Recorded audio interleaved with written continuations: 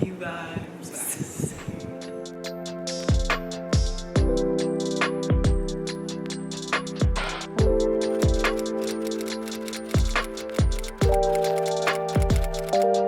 Hi guys, welcome back to my channel. My name is Dominique Davis, also known as Brown and Bindi. And here on this channel, we practice flexibility of the mind, body, and spirit.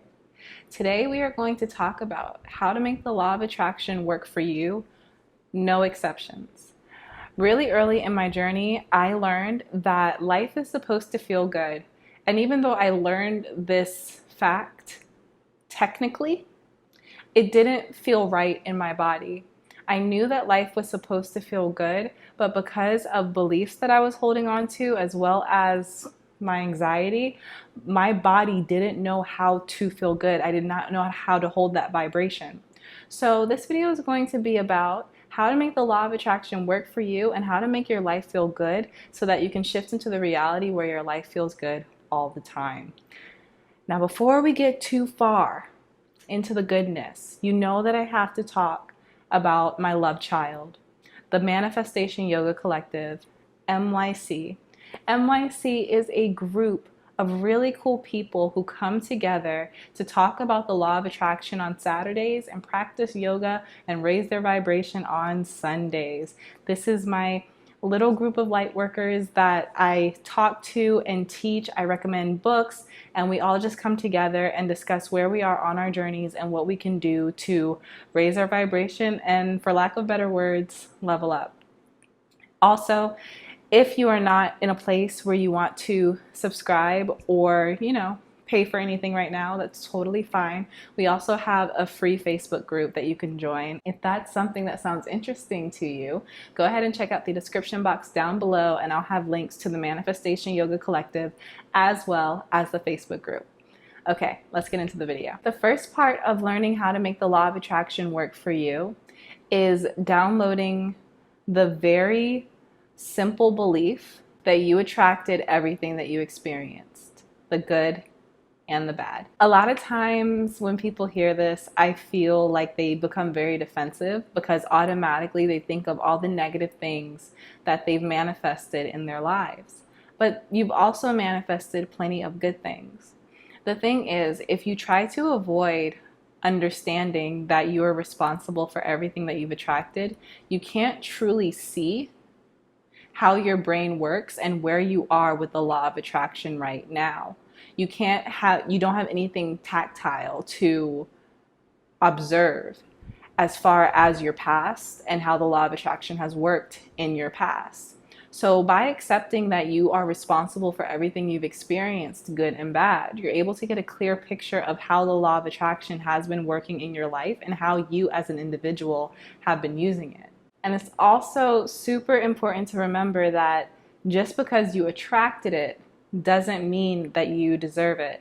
The law of attraction is vibrational. It is not cut and dry, and it's not always obvious. It's just the idea that like attracts like. A certain energy will attract another similar certain energy. So sometimes this can be really simple. When you think of an individual who has a pure heart, who is really nice, who believes that she is good and the world is good and that people are good, somebody like that is going to attract good friends, good relationships, good romantic relationships, simply because they have a vibration that attracts those things. And even if you want to take vibration out of it and just look at it in a common sense way, a person who believes that everyone is good and everything is good is not going to go around talking badly about people, so they will not attract people who talk badly about others. That's kind of just like the common sense side of it, right? And sometimes the law of attraction is super obvious in this way, but sometimes it's not. Sometimes it's complicated. You can have a person who is very nice, very sweet, very selfless and giving, but perhaps they have very, very low self-esteem. So maybe they end up in a relationship with a person who doesn't treat them very, very well. So from the outside looking in, we're like, oh, this girl's so nice. She's so sweet. How did she end up with this person who's so horrible to her? Meanwhile, we don't know her inner thoughts. We don't know how she feels about herself. So the law of attraction can be very powerful, and it can really help us with our understanding of how the world works, but we can get kind of lost in our idea of the law of attraction. It can become a bit muddy if we constantly compare our journeys to others and try to figure out how other people are attracting what they are attracting, because we're not in other people's heads. So if you want to get on the fast track regarding the law of attraction, just begin to tune into your own thoughts and your own beliefs and see what you attract based on that. You don't really have to bring other people into the equation. The second step to using the law of attraction to change your life, how you can get it to work for you, is accepting that your thoughts create your reality. And I think that a lot of us, when we're at the beginning of our journey, we hear this, and then when we're thinking about bettering our lives, we tune into our thoughts, and then the rest of the day we're on autopilot. And autopilot can be very dangerous, because autopilot is pretty much giving our brain permission to do whatever it wants. And as mammals, our brains are prone to fear and anxiety, because our brains remember everything that has happened to us prior that we need to watch out for. It's not an emotional thing, it's just a protection mechanism. So when we leave our mind on autopilot, we're giving ourselves more opportunities to be anxious, to be weary of the world, and to not feel good. So when we take the mind off autopilot and begin to observe our thoughts consistently, we're able to gain our personal power and really see how we can navigate our mind in a way that serves us, instead of finding ourselves in these same low vibrational places and not really understanding how we got there. Like I said at the beginning of this video, my law of attraction journey started when I decided that life was supposed to feel good. And as I continued to develop my understanding of the law of attraction, I learned that that doesn't mean that we're supposed to avoid negativity, that we're supposed to shun negativity. This channel is not about spiritual bypassing. This channel is not about ignoring your emotions.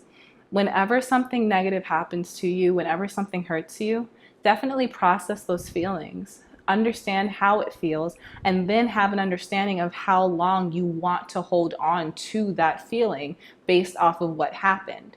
How long is appropriate to you to be in this lower vibrational place. But aside from these moments where we're hurt or something happens, life is supposed to feel good. Okay? So when I began to understand this, I observed when I didn't feel good.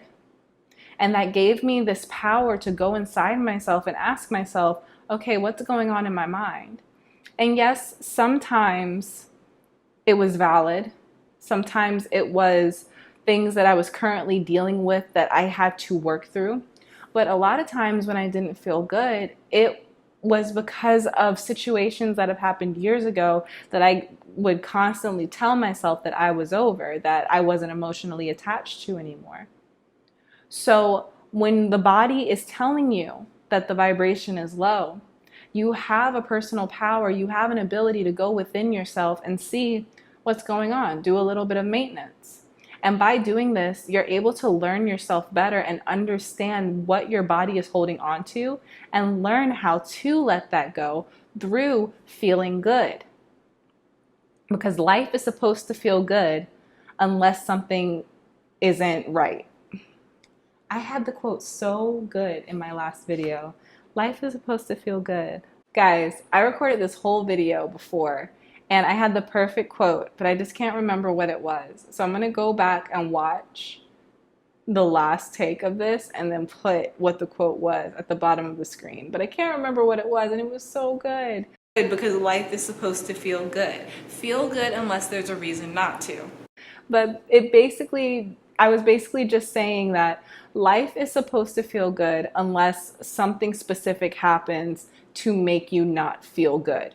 Unless that specific thing is happening, life is supposed to feel good.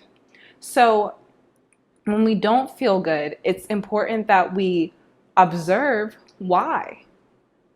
Because if we are a person who is used to thinking negative thoughts, if we are a person who is used to being in a lower vibrational place, When we start to learn how to raise our vibration, the body doesn't automatically come with us. A body that is used to being depressed, used to being anxious, is not going to automatically start feeling good just because the brain said so.